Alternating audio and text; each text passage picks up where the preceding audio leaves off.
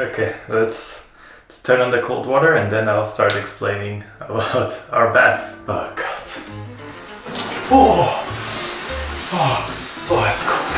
Okay, so the reason why we have kind of this free room, the bath is because you don't really want to enter the bathtub while you're dirty. If you have been into a Japanese onsen, it's the same concept. So that's why you would, if you take a bath. Welcome to our home. In today's video, I'm going to show you a quick tour of our apartment here in Japan. I'm going to show you every room. I'm going to talk a little bit about what makes apartments in Japan special. And I'm also going to talk a little bit about how much we pay for rent, how much we pay for utilities, and also just give you a great tour of our apartment here in Japan. So let's go.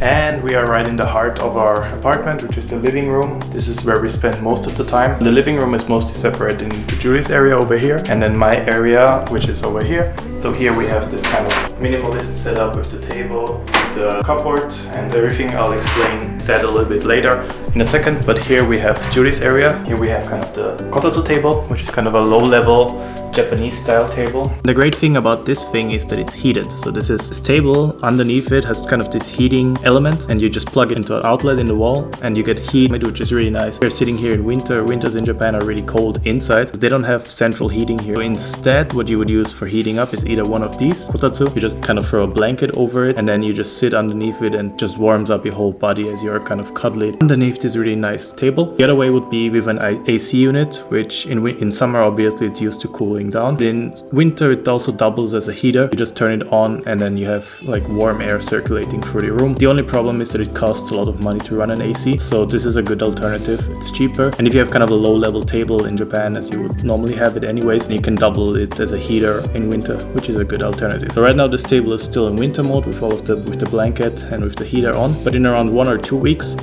we will lose this blanket and this will just become a low-level couch table where we normally eat. Julie also uses this for studying, and you kind of get used to sitting on the floor. It was kind of weird at first because not having a chair, not having a proper table to eat, but you kind of get used to it after a while. I think that's pretty much it for Julie's area. We also have this IKEA lamp.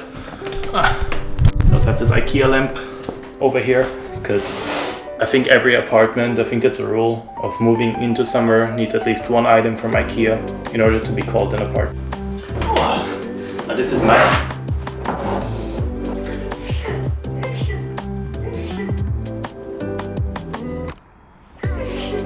Now this area is where I spend most of my time. This is kind of my work station, more or less.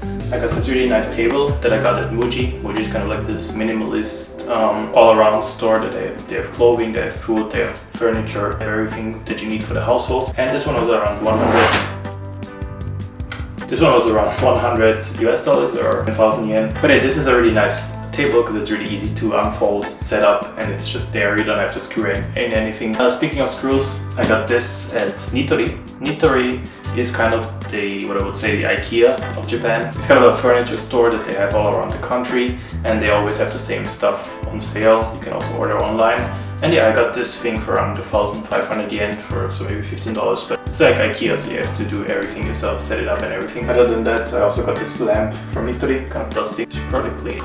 But yeah, I also got this lamp from Nitori for around 1,000 yen or something. Nitori really recommended if you are in Japan, move into a new apartment. It's a good option to get cheap furniture, and you can always find a Nitori somewhere near you. Speaking of IKEA, the chair that I'm sitting on is also from IKEA, but I didn't buy it. I actually got this for free. So there's this really great Facebook group that's called Tokyo Sayonara Sale, and there's another one that's called Motainai. Motainai means kind of it's a waste or something, and it's basically a group where people who either don't need stuff anymore or who are leaving Japan are selling a lot of their things for a lot less. Like they would, for example, this chair was free. Normally if you buy it at IKEA it's 6,000 yen or $60. Here it was for free, and you can also find some other great furniture deals and everything. Really recommend it if you're thinking about moving to Japan. But yeah, that was mostly it for the living room. Let's continue into probably my most used room in this apartment other than the living room, which is the kitchen. Let's go. So welcome to our kitchen / dining room, but really it's just our kitchen. You see, Japanese homes have a really interesting way of setting up their apartments. So what you normally have is a combination of numbers and letters. This really gives a quick overview of how many rooms you can expect to find in an apartment. Our apartment is a 2DK setup. You might be asking, what is a 2DK? Well, I'll get to it in a second, don't be so impatient. 2DK setup, meaning you have 2, which is the number before the letters, meaning 2 rooms, and DK stands for dining, kitchen. Now these letters always have some kind of meaning with an abbreviation. D always stands for dining, K always stands for kitchen, and there's also L, which would be living room. So in our case, you would have those 2 empty rooms, which I guess you would call bedrooms in like the West or something. And then you also have the DK, which is the dining plus kitchen room. That's why this kitchen seems very spacious. Normally you would use this as a dining room as well. You would have a dining table in here, and you can use this for eating. Then you would have another living room, and then you would also have a bedroom. We use the living room as a kind of dining room instead. So over here we have the gas stove top. Gas is pretty much the standard across most homes in Japan, which might be different from where you're living. At least in Austria, gas is not really common, so you normally would have electric. But here I guess you use gas. And I actually prefer gas personally, because when you cook with gas, you can control the temperature much more easily. Like for example, when you're heating up oil or something, you can control the heat of the oil much more easily than you would have with like an electric stove top. Now the gas stove thankfully came already with the apartment because the previous owner left it here, but if not, we would have had to buy this new, which would have cost us maybe somewhere between $100 and $200. The setup is done by the gas company when they kind of come in and set up the gas after you move in.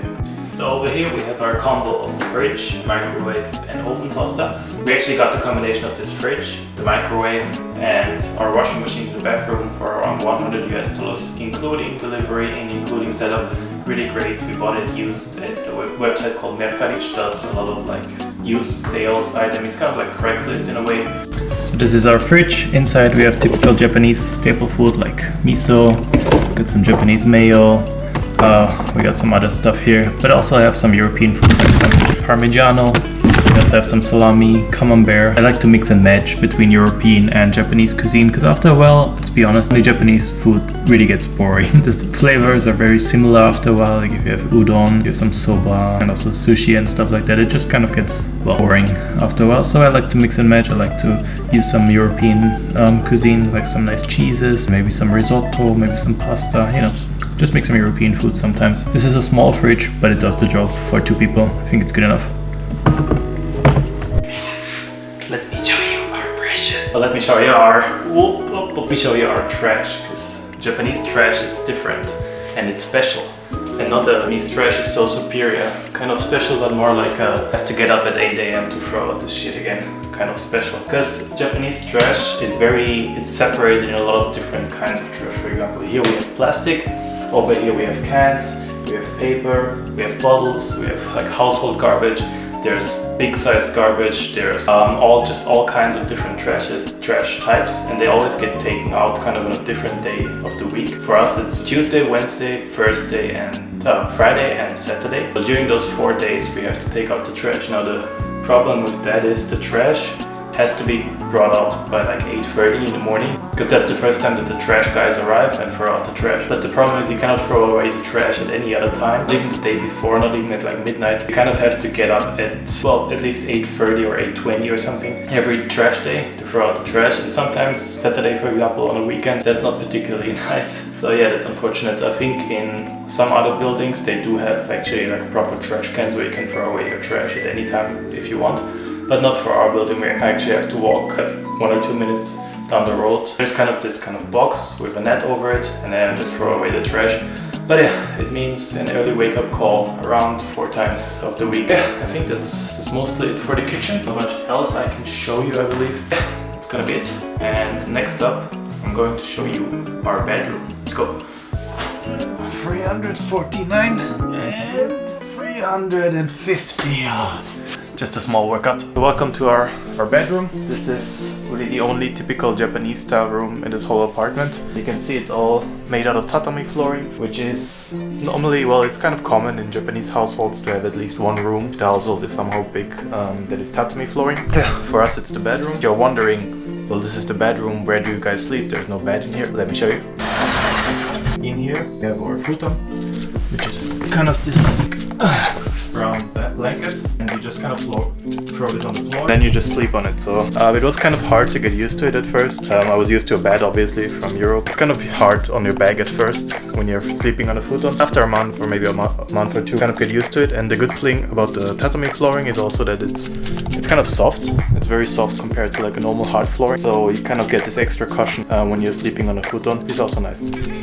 Besides the futon, there's not really much else in the bedroom itself. We have this kind of cloth hanger style. You often have this in Japan where you have bars and then you have all of your clothes hang up here. This is from Nitori as well, by the way. And also over here, what you can see is a cloth kind of plastic box. They also often have like this kind of plastic drawers used for clothes storing. So I also got this from Nitori. Pretty much everything that we have in the bedroom, other than kind of behind us where you can see like the futons. So you can store some extra clothes in there. But yeah, it's gonna be it for the bedroom. And next up I'm going to just quickly show you a tour of the toilet, bathroom, and then we're going to finish in my favorite place of this apartment. It's actually not inside. I'll show you in a second. So this is our toilet, our Japanese toilet. It's kind of small. And unfortunately, we also don't have like this typical Japanese toilet where, you know, kind of have water spraying up your ass. You can actually buy an upgrade, so you can just take any seat off and put kind of the Japanese style seat on in Japan, which is cool. We also have kind of a power plug here, so you could actually plug this in and the seat would be heated, which is really cool. It's not much else to talk about the Japanese toilet, but there's one more thing I can show you. And that's this faucet on top of the toilet.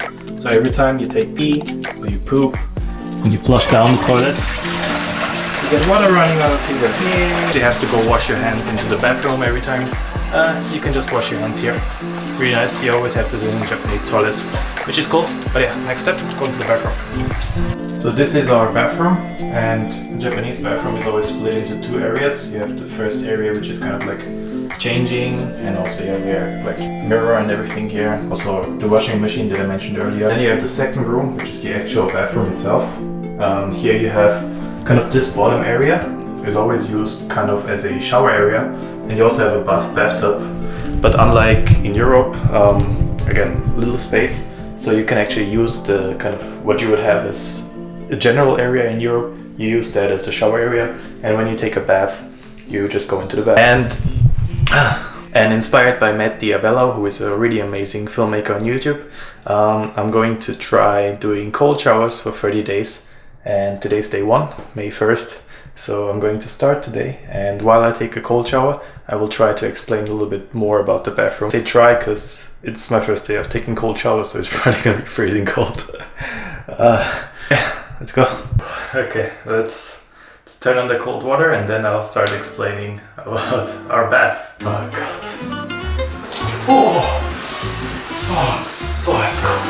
Okay, so the reason why you have kind of this spray room, the bath, is because you don't really want to enter the bathtub while you're dirty. If you have been into a Japanese onsen, it's the same concept. So that's why you would, if you take a bath, you would take a bath, you would first wash yourself here, and then you would enter the bathtub. You also have this kind of panel. I'll show you in a second. I'll show you an insert. But this panel is really great because it keeps the water at a certain temperature, as you said it. Yeah, it really keeps the temperature constant. You don't have to do any knob turning to get to the right temperature.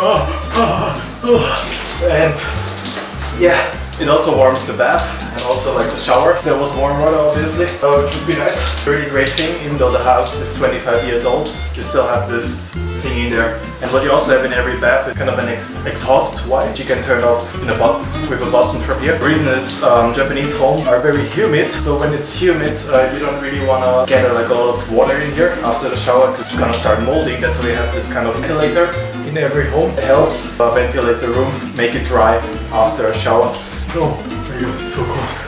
I think that's pretty much as I can tell you about the bath. Now, let's dry up, warm up, and then I'll show you my favorite room in the house. Let's go.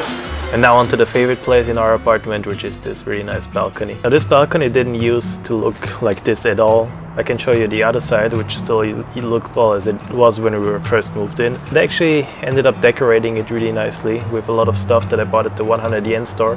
which is a really great cheap way of buying stuff for you. And yeah, this is how it became. A really nice balcony. I actually love it. Most homes in Japan actually have a balcony, and the reason for that is because you want to dry your clothes outside in Japan, not inside. The reason for that is that Japan is very humid, especially in summer, and especially inside. It gets very humid, so if you kind of wash clothes and you hang them up to dry inside, they just won't dry at all. That's why you have a balcony, because you need to dry your clothes kind of in direct sunlight. Yeah, lastly, I just wanted to quickly talk about how much we kind of pay for this apartment. I already did that in a video where I talked about how expensive Japan is, or how expensive living in Japan is. You can watch it up here. There's also a kind of a playlist in the description down below. But to quickly recap, this apartment costs us 67,000 yen per month, which is around $600 US. Utilities come down to around 100, maybe 150 US dollars per month. Now, they were slightly more expensive in winter, simply because we had to use the heating plus electricity. We also had to use gas for like hot water, so that's kind of plus on the gas side and also on the water side. It's probably going to be much less now that the weather is actually nice. Now that we're hitting, I think my thermostat over there is already setting 30 degrees, so that's really nice, and it's probably going to be lower. Other than that, there's not really any kind of monthly recurring costs, but the moving in costs were actually pretty high. I think we paid around 3,300 US dollars. You move in, you have to pay a lot of different fees. So first we had to pay 2 months rent already. We had to pay kind of a fee for the real estate agent, which was 1 month's rent plus tax. We had to pay key money, which is a really dumb concept, but it's kind of just kind of legit. I guess it's just money that you throw away. I don't know who it goes to exactly. I think it's the landlord. It's basically just a 1 month's rent that you just kind of have to pay. They don't always have this, but in our case, yeah, it was unfortunately a fee that we also had to pay. There's also kind of a guarantee, or like a deposit that we will get back after we move out, after kind of cleaning fees have been deducted. But yeah, that was a quick tour of our apartment here in Japan. You saw the bedroom, you saw the living room, you saw the kitchen, you saw the bath, you saw the toilet, and you also saw this really nice balcony. For me, having a balcony is kind of special because it's not really common in Austria, and that's why I also spent a lot of time decorating it with nice plants, some bamboo, just kind of fake grass panels.